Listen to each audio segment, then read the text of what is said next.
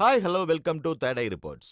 இன்னைக்கு நம்ம பார்க்க போறது இளையராஜாவினுடைய இசையில கண்ணு ராமசாமி ராமச்சந்திரன் இயக்கியுள்ள வட்டார வழக்கு படத்தினுடைய திரை விமர்சனத்தை பத்தி தான் பார்க்க போறோம். இளையராஜாவினுடைய இசை அப்படின்னாலே எல்லோருக்குமே நமக்கு ஞாபகத்துக்கு வர்றது ஒரு கிராமத்திய இசை தான். ஸோ காதல் கிராமம் அப்படின்னு ஒரு படம் வந்து பல வருடங்கள் ஆகிவிட்டது அப்படிங்கிறத உணர்த்தக்கூடிய விதமாகவும் உணர்வுகளை மிகவும் யதார்த்தமாக சொல்லும் படமாகவும் வந்துள்ளது கண்ணு ராமசாமி ராமச்சந்திரன் இயக்கியுள்ள வட்டார வழக்கு திரைப்படம். மதுரை மாவட்டம் சோழவந்தான் பகுதியில் இரு பங்காளி குடும்பங்களிடையே பல தலைமுறைகளாக காழ்ப்புணர்ச்சி நிலவி வருகிறது. ஒரு குடும்பத்தைச் சேர்ந்த நம்ம ஹீரோ சேந்தன் இன்னொரு குடும்பத்தில் உள்ள சிலரை கொன்று விடுறாரு.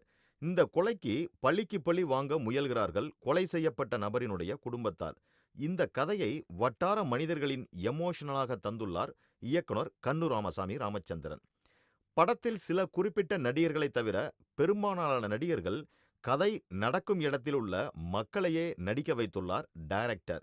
இதுவே இந்த படத்திற்கு ஒரு மிகப்பெரிய பலம் அப்படின்னு நம்ம சொல்லலாங்க. இவர்களினுடைய உடல் மொழியும் வசன உச்சரிப்பும் நம்மை ஒரு லைவ் கிராமத்துக்கே அழைத்துட்டு போன மாதிரி நமக்கு ஒரு ஃபீல் கொடுக்கிறாரு. ரவீனா ரவி இதற்கு முன் லவ் டுடே, மாமன்னன் அப்படின்னு பல்வேறு படங்கள்ல நடிச்சிருந்தாலும் இந்த வட்டார வழக்கு படத்துல மண்ணுக்கேத்த பெண்ணாக ஒரு கிராமத்து டீச்சராக தொட்டிச்சி கதாபாத்திரத்தில் ஒரு மிகச்சிறந்த யதார்த்தமான நடிப்பை வெளிப்படுத்தி இருக்கிறாருங்க. இந்த படத்துல ஹீரோ சந்தோஷ் ஏற்கனவே டூலட் படத்துல நடிச்சவர்.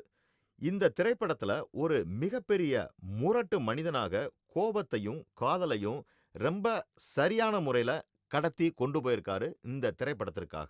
இளையராஜா சில இடங்கள்ல எந்தவித பின்னணி இசையுமே தராம உணர்வுகளினுடைய வழியை ரொம்ப சரியா தந்திருக்கார். பின்னணி இசையில் தான் எப்போதும் முன்னணிதான் அப்படிங்கிறத இளையராஜா திரும்ப திரும்ப நிரூபித்து காட்டிக்கொண்டே இருக்கிறார். இளையராஜா படத்தினுடைய கதை 1987 காலகட்டத்தில் நடக்கிறது.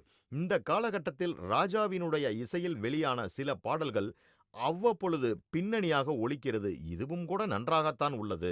சுரேஷினுடைய ஒளிப்பதிவு கரிசல் காட்டில் வெப்பம் நமக்கு ரொம்பவே காட்டுதுங்க. மாற்று சினிமாவை விரும்புபவர்களுக்கும் ஒரு யதார்த்தமான படத்தை ரசிப்பவர்களுக்கும் வட்டார வழக்கு ஒரு மிகச்சிறந்த படமா அமையும் அப்படிங்கிறதுல கொஞ்சம் கூட சந்தேகமே இல்லை. படத்திற்கு இளையராஜாவினுடைய இசை மிகப்பெரிய பக்கபலம் அப்படின்னு நம்ம சொல்லலாம். ஸோ மொத்தத்தில் ஒரு கிராமத்து கதையை ரொம்ப நாளைக்கு அப்புறம் ரசிகர்கள் மத்தியில் கொண்டு வர்றதுல ரசிகர்களுக்கும் ஒரு மிகுந்த வரவேற்பை ஏற்படுத்தி இருக்கிறது அப்படின்னு நம்ம சொல்ல முடியும். மொத்தத்தில் வட்டார வழக்கு குடும்பத்துடன் சென்று பார்க்க வேண்டிய ஒரு யதார்த்தமான கிராம பின்னணி சித்திரம் அப்படின்னு நம்ம சொல்லலாம். இந்த மாதிரி சினிமா செய்திகளை உடனுக்குடன் தெரிந்து கொள்ள தேடை ரிப்போர்ட்ஸை பாருங்க, கமெண்ட் பண்ணுங்க, லைக் பண்ணுங்க, சப்ஸ்கிரைப் பண்ணுங்க, ஷேர் பண்ணுங்க.